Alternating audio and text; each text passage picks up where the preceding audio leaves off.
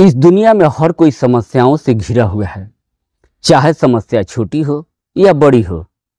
लेकिन हर समस्या का कोई न कोई समाधान जरूर होता है। लेकिन कुछ लोग समस्याओं से निदान पाने के लिए कभी कभी जल्दबाजी में गलत फैसला कर लेते हैं, जिसका नतीजा यह होता है कि उनकी खुद की जिंदगी में समस्या तो आती ही है और साथ ही साथ बिना जाने कई लोगों की जिंदगी में समस्याएं खड़ी हो जाती है।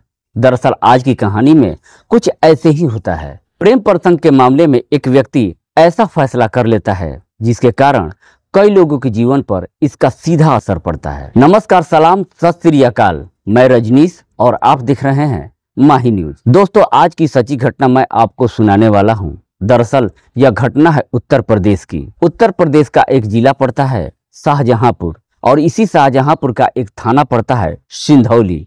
सिंधौली थाने के अंतर्गत एक गांव आता है रामपुर और इसी रामपुर गांव का रहने वाला शेर मोहम्मद जिसकी उम्र है लगभग 56 साल के आसपास, जो पेशे से एक किसान है। दरअसल शेर मोहम्मद के परिवार में उसकी पत्नी के अलावा 4 बच्चे हैं, जिसमें से 2 बेटियां हैं और 2 बेटा। अपनी दोनों बेटियों की वह शादी कर चुका है। तीसरे नंबर का बेटा है साजिद और सबसे छोटा बेटा है इस्लामुद्दीन। साजिद जिसकी उम्र है लगभग 25 साल के आसपास, जो एक ऑटो रिक्शा चलाता है। दरअसल साजिद के ही पड़ोस का रहने वाला एक लड़का है जिसका नाम है गुड्डू, जिसकी उम्र है लगभग 22 साल के आसपास। साजिद और गुड्डू जो कि बचपन के लंगोटिया यार हैं। गुड्डू के पिता का नाम है रामविलास। दरअसल रामविलास के परिवार में भी उसकी पत्नी के अलावा 3 बच्चे हैं, जिसमें से एक बेटा और 2 बेटियां।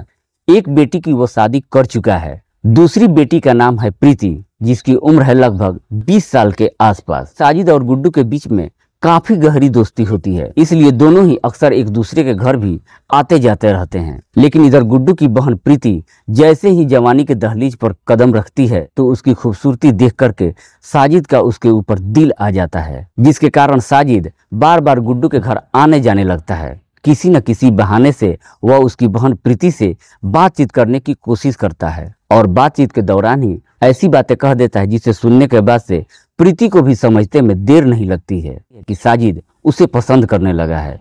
दरअसल तब तक कहीं न कहीं प्रीति भी साजिद को पसंद करने लगी थी। इसलिए एक दिन साजिद मौका देख करके अपनी दिल की बात प्रीति से कहता है। प्रीति उसके प्यार को मंजूर कर लेती है। उसके बाद से साजिद और प्रीति के बीच में प्रेम प्रसंग शुरू हो जाता है। साजिद का जैसे ही प्रीति के साथ में प्रेम प्रसंग शुरू हो जाता है, उसके बाद से दोनों एक दूसरे से बातचीत तो करते ही हैं और जब भी मौका मिलता है एक दूसरे से मुलाकात भी कर लेते हैं। लेकिन जैसे जैसे समय गुजरता है, साजिद और प्रीति दोनों एक दूसरे के इतने करीब आ जाते हैं कि आखिरकार शादी तक करने का वो फैसला कर लेते हैं। लेकिन यह शादी इतनी आसान नहीं थी। दोनों ही अलग अलग जाति धर्म के थे और यह बात साजिद और प्रीति को भी बेहतर तरीके से पता था। इसलिए प्रीति एक दिन साजिद को समझाते हुए कहती है कि हमारे परिवार वाले किसी भी कीमत पे हमारी शादी नहीं होने देंगे। इसलिए मैं सोचती हूँ कि क्यों ना हम दोनों घर छोड़ करके भाग जाते हैं और बाहर जाकर के कहीं शादी कर लेते हैं। साजिद भी उसकी बात मान जाता है और फिर दोनों मिलकर के एक सही मौके का इंतजार करने लगते हैं।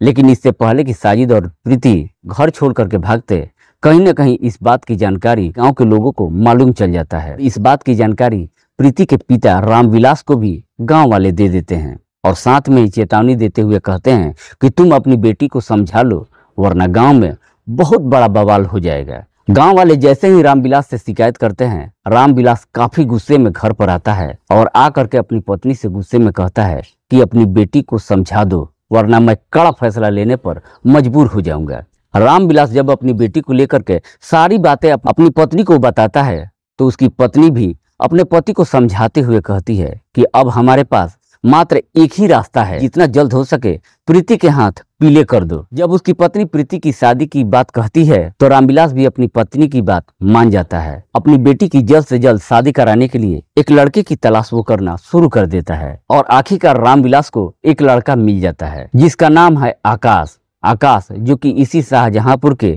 जसनपुर गांव का रहने वाला है। आकाश जिसकी उम्र है लगभग 24 साल के आसपास, जो अपने पिता के ही साथ में खेती किसानी का काम करता है। रामविलास को जब आकाश पसंद आ जाता है तो फटाफट शादी की तारीख वो रख देता है और आखिरकार पूरे रीति रिवाज के तहत अपनी बेटी की शादी आकाश से वो कर देता है। हालांकि जब अपनी बेटी की शादी वो आकाश से तय करता है, प्रीति इस शादी का काफी विरोध करती है, लेकिन वह चाह करके भी शादी से इनकार नहीं कर पाती है। आखिरकार प्रीति मजबूर होकर के आकाश से शादी करके अपने ससुराल चली जाती है।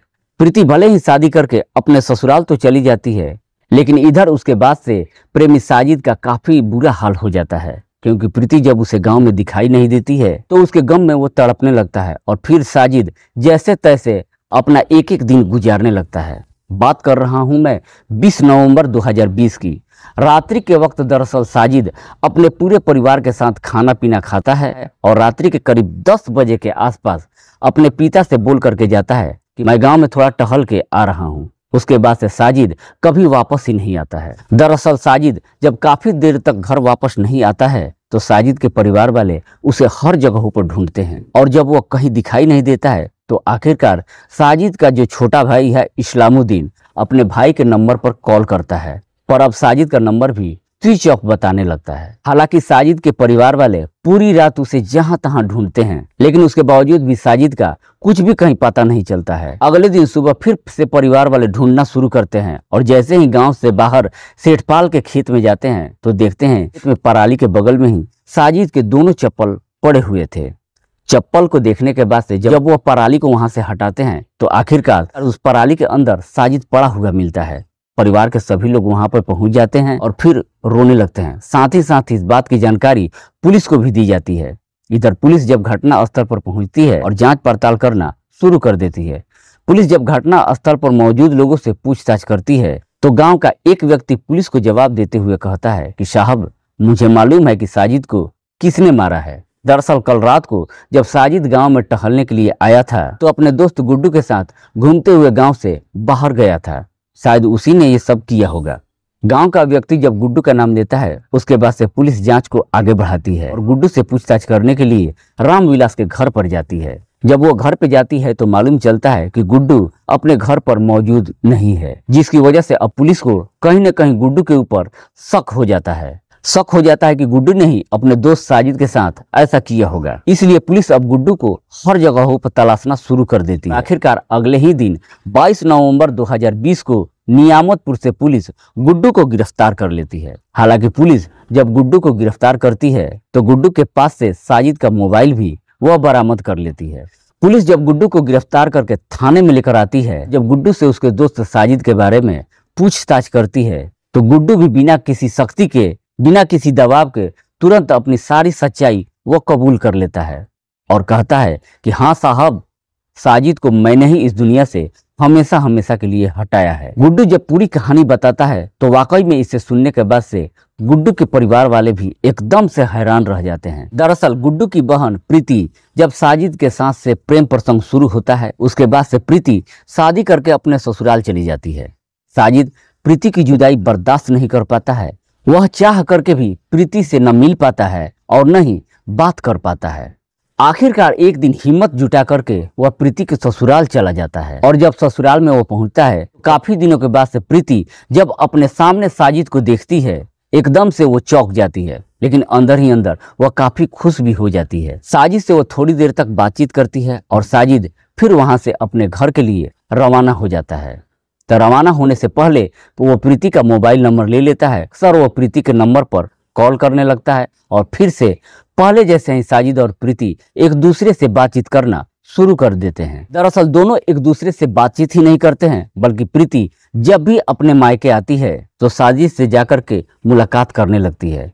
पर दोबारा जब इन दोनों के बीच में इस तरह का सिलसिला शुरू हो जाता है तो आखिरकार एक दिन इस बात की जानकारी प्रीति के पति आकाश को मालूम चल जाता है। आकाश को जब अपनी पत्नी की सारी सच्चाई मालूम चलता है वह काफी गुस्से में आग बबूला हो जाता है और प्रीति की पिटाई कर देता है। पर प्रीति भी लाख पिटाई खाने के बाद भी साजिद को वो छोड़ने के लिए, साजिद को वो भूलने के लिए तैयार नहीं होती है। इस वजह से आकाश तंग परेशान होकर एक फैसला करता है और सीधे ससुराल में जाकर अपने साले से मुलाकात करता है और प्रीति की सारी सच्चाई बताते हुए उससे कहता है मैं प्रीति को तलाक देने जा रहा हूँ। आकाश जब अपनी पत्नी को तलाक देने के लिए अपने साले गुड्डू से जब कहता है तो गुड्डू भी अपने जीजा को समझाते हुए कहता है कि आपको घबराने की कोई जरूरत नहीं है, इन सब का जड़ साजिद है, क्यों ना हम साजिद को ही इस दुनिया से हटा देते हैं। गुड्डू जब अपने दोस्त साजिद को मारने के लिए वो कहता है तो आकाश भी उसकी बातों में आ जाता है और उसके बाद से जीजा और साला दोनों मिलकर के एक प्लान बनाते हैं और इसी प्लान के तहत 20 नवंबर 2020 को शाम के वक्त आकाश अपने ससुराल में चला जाता है। लेकिन ससुराल में जब जाता है तो वह घर पर नहीं जाता है बल्कि गांव के ही बाहर जाकर वो खेतों में छिप जाता है। इधर रात्रि के वक्त साजिद जब खाना खा लेता है और करीब 10 बजे के आसपास खाना खाकर अपने गांव में टहलने के लिए जाता है तो गुड्डू उसके सामने आ जाता है और फिर उससे मीठी मीठी बातें करने लगता है और बातचीत करते करते वो साजिद को वहां से बहला फुसला कर गांव के बाहर सेठ पाल के खेत में लेकर वहां पे वो चला जाता है, जहां पर पहले से ही उसका जीजा आकाश उन दोनों का इंतजार कर रहा था। जैसे ही वो खेत में लेकर पहुंचता है उसके बाद से जीजा और साला दोनों मिलकर के साजिद को वो पकड़ लेते हैं और फिर दोनों मिलकर साजिद को हमेशा हमेशा के लिए इस दुनिया से हटा देते हैं। उसके बाद से वो साजिद को वहीं पे पराली में छुपा देते हैं। साथ ही साजिद के पॉकेट से गुड्डू उसका मोबाइल निकाल लेता है और उसे स्विच ऑफ करके अपने पॉकेट में रख लेता है। उसके बाद से गुड्डू का जीजा आकाश वापस अपने घर चला जाता है और गुड्डू भी अपने घर चला जाता है। वाकई में गुड्डू जब यह पूरी कहानी पुलिस को बताता है उसके बाद से पुलिस गुड्डू के ही बयान पे उसके जीजा आकाश को भी गिरफ्तार करती है और उसे जेल भेज देती है। जब गुड्डू के परिवार वाले जाकर के जेल में दोनों से मुलाकात करते हैं और गुड्डू को समझाते हुए कहते हैं कि जो तुमने फैसला लिया था एक बार इस बारे में तुम अपने परिवार वालों से भी बताया होता। तुम्हारी एक छोटी सी गलती की वजह से हमारी बच्ची की जिंदगी बर्बाद हो ही गई, तुम दोनों की भी जिंदगियां तबाह हो गई। अब यह दोनों ही जो अपने गुनाहों की सजा जेल में काट रहे हैं। दोस्तों, इस पूरी घटना के बारे में आप क्या सोचते हैं? आप अपनी राय हमें कमेंट बॉक्स में जरूर दीजिएगा। कल फिर मिलते हैं एक नई और सच्ची कहानी के साथ। तब तक के लिए जय हिंद, जय भारत।